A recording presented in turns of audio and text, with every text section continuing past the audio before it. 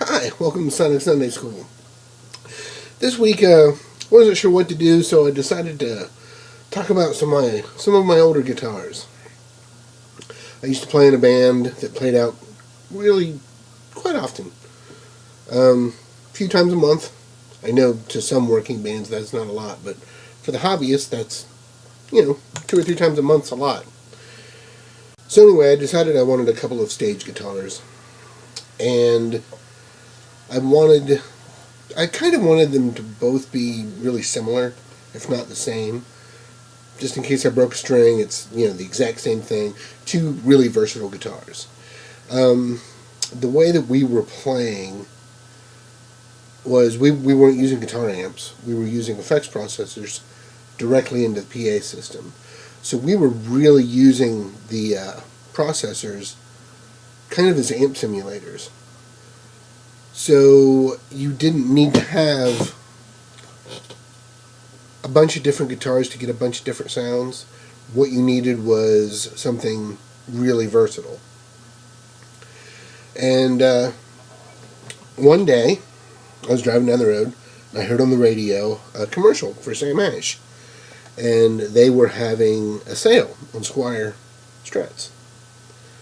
And it was buy a black Squier Strat for $200 and get a purple one for free. I thought, well, I need to go check this out. So I drove, the distance to Sam Ash, which isn't close, but hey, 2 guitars for $200. Thought I'd check it out. Let's set this here and grab this.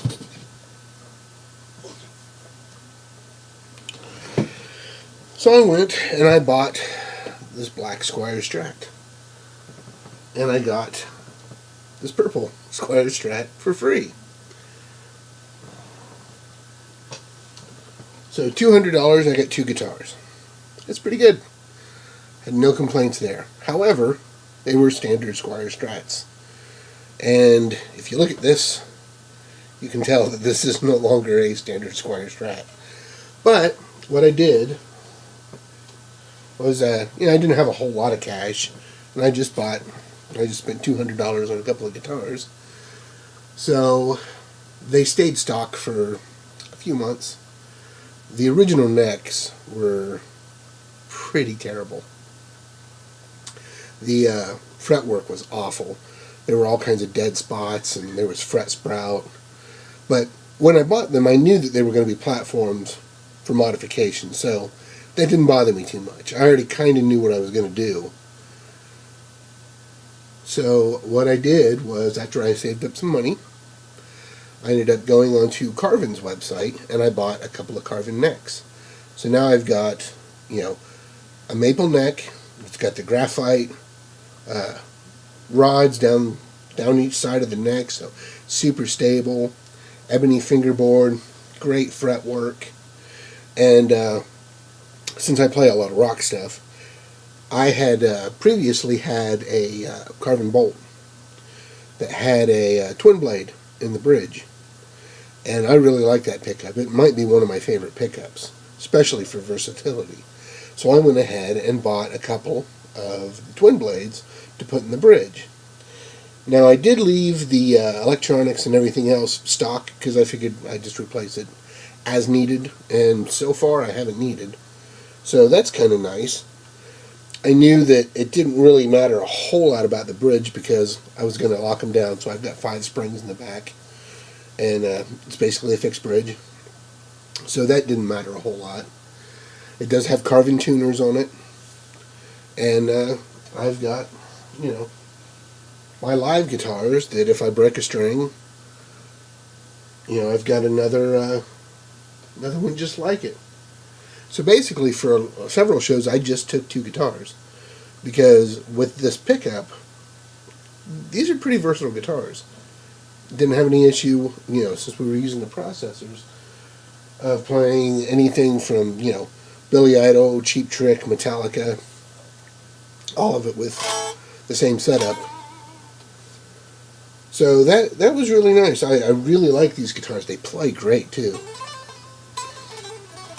Especially since they're kit guitars, and I don't know what, I know the parts are more expensive now, but at the time, a carving neck was like $99. So I have under $250 per guitar. If you figure I got 2 guitars for $200, that's $100 a guitar, then another $100 for the neck, and then tuners and pickup. So I'm around $250, if not under, gig bag. So we're looking at $250, somewhere in that area. And right around this time, there was another local band that, unfortunately, after their show, they went somewhere for breakfast, and someone took their stuff. So I was a little paranoid about having my really expensive guitars out and having them taken, because at the time I didn't have very many guitars. It wasn't like the collection that I have now. So I wanted something that, if something happened to them, I wasn't out, a whole bunch of money, or something that was rare or, sentimentally valuable. And I already knew, because I had a couple of custom carving guitars, that I liked the carving neck. So that was kind of a no-brainer. You've got the graphite nut, and they're super stable. You go into a bar, or wintertime, summertime, I haven't had to adjust these ever after they were set up. So that's my stage guitar. They started life as Squiers and ended up something much better. So I've got this metallic purple and a metallic black. Why am I playing this one and not the other one? Because I realized after I started recording that I did not tune the other one. That's why I put it back down and grabbed this one again. Actually, it was funny because this one was almost in tune when I got it out of the gig bag. And actually, I haven't played these guitars for a very, very long time. But let's see.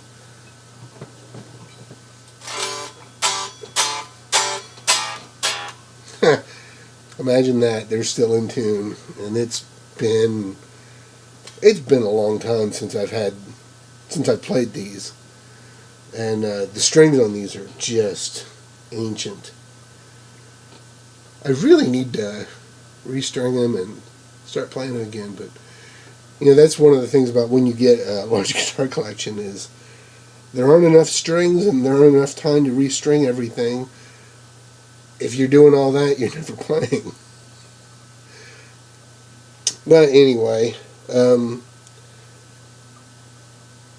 nowadays it's kind of hard, to do a lot of mods unless you just want to. Because at the time that I bought these guitars, this was mid-90s, and even then, there wasn't the wealth of quality and expensive guitars that there is now, even then. So, building these, putting these together, it was so much more economical than, you just couldn't get a really decent guitar for $250.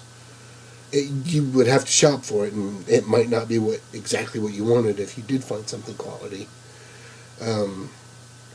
I remember at the time of walking in to buy these, they had also on another stand some Affinities.